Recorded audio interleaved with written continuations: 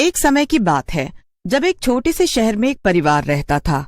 उस परिवार में नैना, निखिल और उनके बच्चे भी रहते थे। निखिल की बड़ी बहन भी उनके साथ रहती थी, जिसका नाम शीतल था।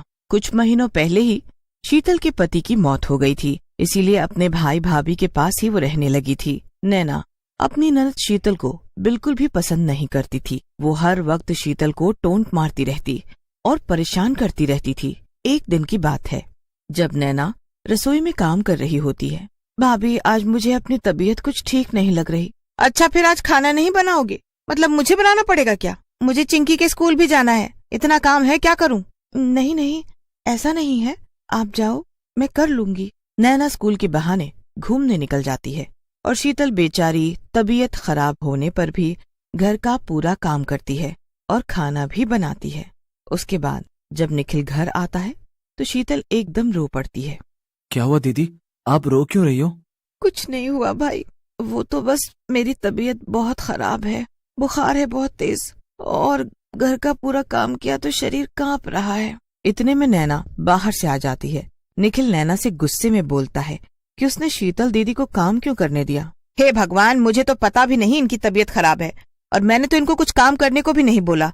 मैं तो अपने बच्चे की कसम खा रही हूँ। शीतल ये सब देखती ही रह जाती है कि कैसे उसकी भाभी अपने आप को बचाने के लिए कसम तक खा गई। बेचारी शीतल खुद ही झूठी बन जाती है और उसका भाई भी उससे गुस्सा हो जाता है। अब नैना रोज ही कुछ न कुछ करके शीतल को बुरा बनाने लगती है।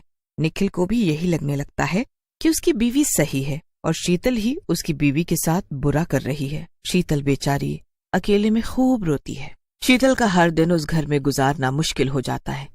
वो हर वक्त नौकरानी की तरह काम करती और फिर भी हमेशा सारी बुराई उसको ही मिलती है। एक दिन हमेशा की तरह शीतल घर के कामों में लगी होती है कि तभी निखिल बाहर से आता है। अरे अरे, क्या हुआ? बड़ा खुश दिख रहे हो। अरे आज मुझे ऑफिस से शिमला का ट्रिप मिला है, हम सब शिमला जा रहे हैं। अरे वाह, ये तो बड़ी खुशी की बात है। दीदी भी हमारे साथ जाएंगी। और नैना के तो जैसे तन बदन में आग लग जाती है। अगले दिन सब लोग जाने के लिए तैयार खड़े होते हैं। सब लोग साथ में शिमला के लिए निकल पड़ते हैं। पूरे रास्ते नैना का मुंह सड़ा रहता है। शीतल पूरे रास्ते चिंकी के साथ मस्ती करते हुए जाती है। ये सब देखकर निखिल बड़ा ही खुश होता है। पूरा दिन ड्राइव करने के बाद वो लोग शिमला पहुंच जाते हैं और वहाँ एक होटल में रुकते हैं। चलो आज तो रात काफी हो गई है, तो सब सो जाते हैं, कल सब घूमने के लिए निकल पड़ेंगे। सब लोग उस रात सो जाते हैं। निखिल और नैना एक कमरे में सोते हैं और दूसरे कमरे में शीतल और चिंकी सो जाते हैं। सब इतना थक चुके होते हैं कि गहरी नींद में सो जाते हैं, पर शीतल को नई जगह नींद नहीं आ रही होती।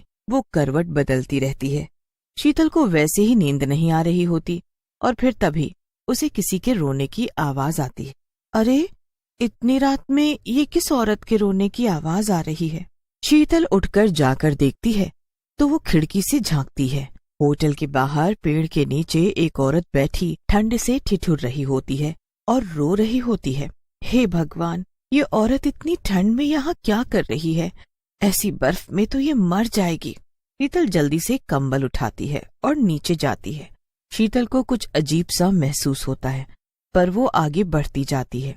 जैसे ही वो उस औरत के पास पहुंचती है तो उस औरत के रोने की आवाज शीतल के कानों में चुभने लगती है। वो घबरा जाती है। आप कौन हो? यहाँ इतनी ठंड में क्यों बैठी हो और ऐसे क्यों रो रही हो? शीतल इतना कहती है कि वो औरत तुरंत पीछे मुड़ती है। शीतल के सामने एक भयानक शक्ल की चुड़ैल होती है, जिसे देखकर उसकी जोर से चीख निकल जाती है और वो वहीं बेहोश हो जाती है। ये तो मुझसे डर गई। सुबह होती है और निखिल नैना को उठाता है।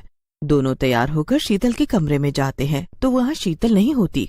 ये दीदी मेरी बच्ची को अकेले छोड़कर कहाँ गायब हो गई?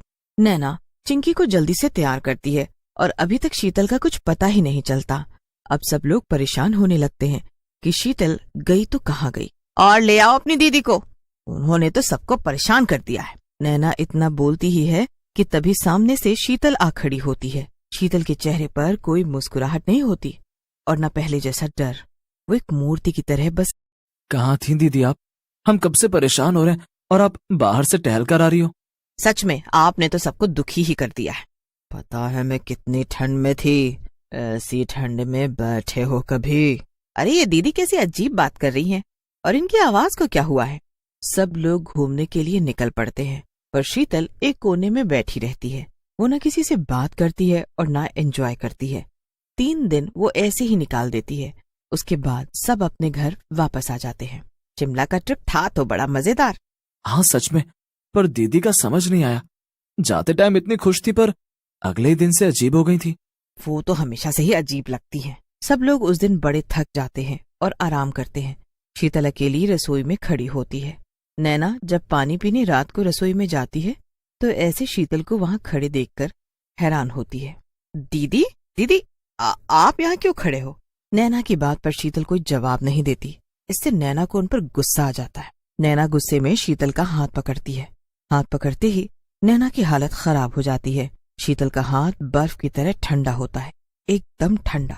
उसके बाद शीतल जैसे ही नैना को मुड़कर देखती है तो नैना की हालत खराब हो जाती है। शीतल एक चुड़ैल के रूप में नैना के सामने खड़ी होती है। चुड़ैल! आजा पकड़ मेरा हाथ।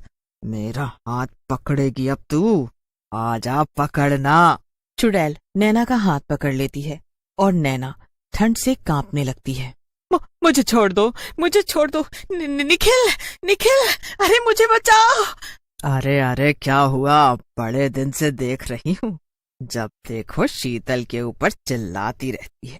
अब आई मेरे हत्थे, अब तुझे मुझसे कोई नहीं बचा पाएगा। नैना की चीख सुनकर निखिल जल्दी से आता है तो वहाँ सब कुछ ठीक होता है। निखिल, निखिल, ये दीदी नहीं है, ये चुड़ैल है, चुड़ैल है निखिल, ये चुड़ैल है। ऐसे क्यों बोल रही हो दीदी आप? प्लीज मुझे चुड़ैल मत बोलो दीदी। निखिल मैं सच बोल रही हूँ, जब मैं यहाँ आई तो यहाँ ये अकेले खड़ी थी और ये चुड़ैल है, मैंने खुद देखा। मैं तो पानी लेने आई थी, देखो मेरी पानी की बोतल। तुम इसका हाथ पकड़ कर देखो, बिल्कुल बर्फ है, बर्फ। शीतल खुद ही निखिल का हाथ पकड़ लेती है। क्या सच में मेरा हाथ बर्फ है? निखिल नैना को साथ लेकर जाता है। जाते जाते एक बार नैना पीछे मुड़कर देखती है तो शीतल अजीब तरह से मुस्कुराती है। नैना तो शीतल की मुस्कुराहट से ही घबरा जाती है। अब अगले दिन जब निखिल ऑफिस के लिए और चिंकी स्कूल के लिए निकल जाती है तो बस नैना और शीतल घर में रह जाते हैं। दीदी मेरे सर में बहुत दर्द हो रहा है, मैं आराम कर रही हूँ, आप जरा घर का काम निपटा लो। तेरी नौकर बैठी हूँ मैं, तेरा काम मैं करूंगी अब। ये कैसे बोल रही हो? क्या पहली बार काम कर रही हो मेरा? पता है ना मुझसे पंगा लिया तो क्या होगा? ये भाई बहन का सारा प्यार खत्म कर दूंगी।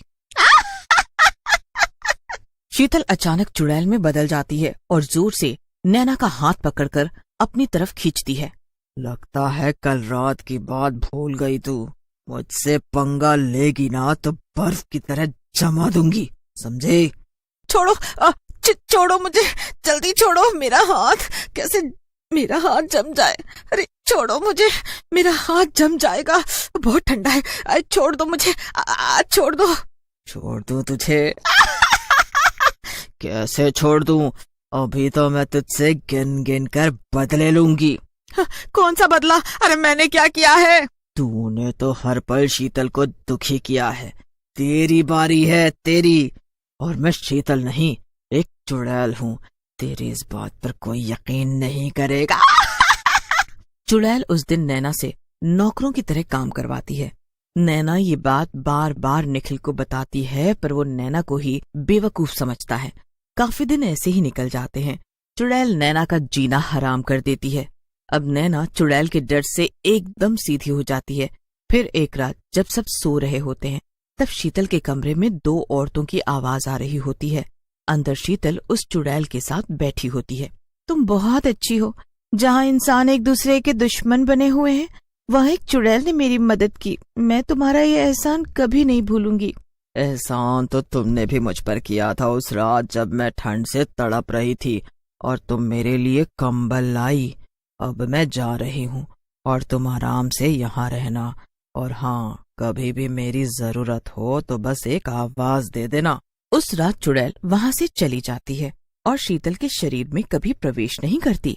नैना भी कभी शीतल को दुखी नहीं करती और सब ठीक हो जाता।